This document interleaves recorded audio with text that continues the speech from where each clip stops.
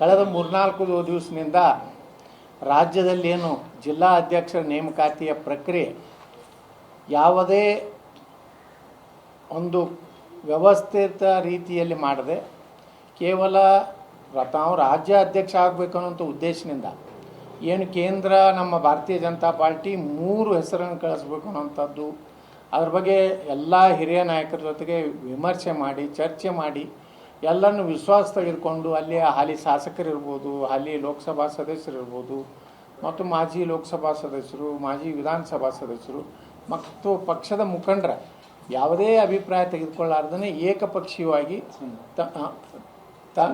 ಸಂಘಟನೆಯನ್ನು ತಮಗೆ ಬೇಕಾಬಿಟ್ಟಿಯಾಗಿ ಒತ್ತೇನು ಮಾಡ್ತಾ ಇರೋದು ಈಗಾಗಲೇ ನಾವು ಮೊದಲೇ ಅದನ್ನು ಊಹೆ ಮಾಡಿದ್ವಿ. ಈಗ ನಮ್ಮಲ್ಲೇ ಕೆಲವು ಹಿರಿಯ ನಾಯಕರೆಲ್ಲರೂ ಏನೋ ಸರಿಯಾಗಿ ಮಾಡ್ಬೋದು ಅನ್ನೋಂಥ ವಿಶ್ವಾಸದಿಂದಿದ್ದರು. ಇನ್ನು 2 ದಿವಸದಲ್ಲಿ ಏನು ನಡೆದಂಥ ಬೆಳವಣಿಗೆಯಿಂದ ಸಾಕಷ್ಟು ಗೊಂದಲ ಈ ರಾಜ್ಯದಲ್ಲಿ ಭಾರತೀಯ ಜನತಾ ಪಾರ್ಟಿಯ ಜಿಲ್ಲಾ ಅಧ್ಯಕ್ಷರ ನೇಮಕಾತಿಯಲ್ಲಿ ಆಗಿದೆ. ಇದರ ಬಗ್ಗೆ ಈಗಾಗಲೇ ಏನು ಮೊದಲು ನಮ್ಮಲ್ಲಿ ಅನೇಕ ಹಿರಿಯರೇನಿದ್ದರು ಅವರು ತಟಸ್ಥವಾಗಿದ್ದರು. ಆದರೆ ಮೊನ್ನೆ ನಡೆದಂಥ ಈ ಜಿಲ್ಲಾಧ್ಯಕ್ಷರ ಘೋಷಣೆಯಿಂದ ಅವರೂ ಸಹ ಒಂದುಗೂಡಿ ನಮ್ಮ ರಾಷ್ಟ್ರೀಯ ಅಧ್ಯಕ್ಷರಾದಂಥ JP ನಡ್ಡಾಜಿಯವರಿಗೆ ಈಗಾಗಲೇ ಪತ್ರವನ್ನು ಬರೆಯೋದ್ರ ಮೂಲಕ ಈ ಒಂದು ಚುನಾವಣೆ ಅಸಂವಿಧಾನವಿದೆ, ಇದು ಏಕಪಕ್ಷೀಯವಾಗಿ ಕೇವಲ ವಿಜೇಂದ್ರ ಅವರ ರಾಜ್ಯ ಅಧ್ಯಕ್ಷ ಮಾಡೋ ಸಲುವಾಗಿ ಇದು ವ್ಯವಸ್ಥಿತವಾಗಿ ಒಂದು ಗುಂಪನ್ನು ತಯಾರು ಮಾಡಿ ಪಕ್ಷದ ಸಿದ್ಧಾಂತನೂ ಇಲ್ಲ, ಅಲ್ಲಿ ಯಾರಿಗೂ ವಿಶ್ವಾಸನೂ ತಗೊಳ್ಳೋಂಥ ಕೆಲಸ ಆಗಿಲ್ಲ ಅನ್ನೋಂಥದ್ದನ್ನು ಈಗಾಗಲೇ ಅವರು ಕಂಪ್ಲೇಂಟ್ ಮಾಡಿದ್ದಾರೆ. ಇದೆಲ್ಲ ಬೆಳವಣಿಗೆ ಹಿನ್ನೆಲೆಯಲ್ಲಿ ನಿನ್ನೆ ಚಿಕ್ಕಬಳ್ಳಾಪುರ ಲೋಕಸಭಾ ಸದಸ್ಯರು ಪತ್ರಿಕಾಗೋಷ್ಠಿ ಮಾಡಿ ಅವರ ತಮ್ಮ ಏನು ಪ್ರತಿರೋಧವನ್ನು ಅವರು ವ್ಯಕ್ತಪಡಿಸಿದ್ದಾರೆ. ಇದೆಲ್ಲ ನೋಡಿದ ಮೇಲೆ ನಾವೆಲ್ಲ ಮೊದಲಿನಿಂದ ನಮ್ಮ ಏನು ಗುಂಪಿನಲ್ಲಿ ನಾವೆಲ್ಲ ಚರ್ಚೆ ಮಾಡಿದ್ದೀವಿ. ರಾಜ್ಯ ಅಧ್ಯಕ್ಷರ ಚುನಾವಣೆ ಬಂದರೆ ನಾವೊಂದು ಸ್ಪರ್ಧೆಯನ್ನು ನಮ್ಮ ವತಿಯಿಂದ ಯಾರಾದರೂ ತಯಾರು ಮಾಡ್ತೀವಿ ಅಂತೇಳಿ.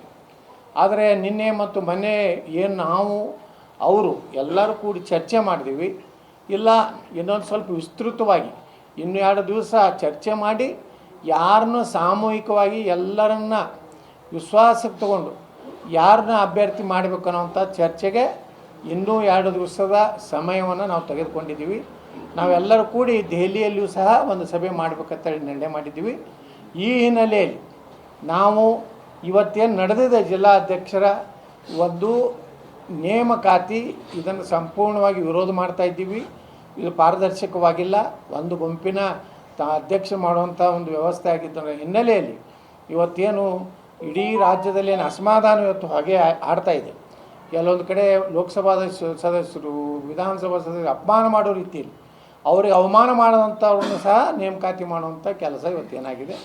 ಅದನ್ನು ಇವತ್ತು ನಾವು ನಿನ್ನೆ ಸಹ ಏನು ಅಲ್ಲಿನ ಎಲ್ಲ ಏನು ನಮ್ಮ ತಟಸ್ಥತೆ ಏನು ಹೇಳ್ತಿದ್ರು ಅವರೆಲ್ಲರ ಜೊತೆಗೆ ನಮ್ಮ ಹಿರಿಯರಾದಂಥ ರಮೇಶ್ ಜಾರಕಿಹೊಳಿ ಅವರು, GM ಸಿದ್ದೇಶ್ ಅವರು, ಚಂದ್ರಪ್ಪಣ್ಣವರು, ಅದೇ ರೀತಿ ಕುಮಾರ್ ಬಂಗಾರಪ್ಪನವರು, ನಮ್ಮ ಹರೀಶ್ ಅವರು ಮತ್ತು BV ನಾಯಕರು ಎಲ್ಲರೂ ನಾವು ಚರ್ಚೆ ಮಾಡಿಕೊಂಡು ಇಲ್ಲ ಒಂದು 2-3 ದಿವಸ ತಡೀರಿ, ಏನು ಹೈಕಮಾಂಡ್ ಏನು ನಿರ್ಣಯ ಮಾಡ್ತೈತೆ ಕಾದು ನೋಡೋಣ, ಅಲ್ಲಿಂದ ಮುಂದೆ ಏನು ಹೆಜ್ಜೆ ಇಡಬೇಕು ಅನ್ನೋಂಥ ನಿರ್ಣಯ ಮಾಡಬೇಕನ್ನೋಂಥ ಉದ್ದೇಶದಿಂದ ಇವತ್ತು ಚರ್ಚೆ ಮಾಡಿದ್ದೀವಿ.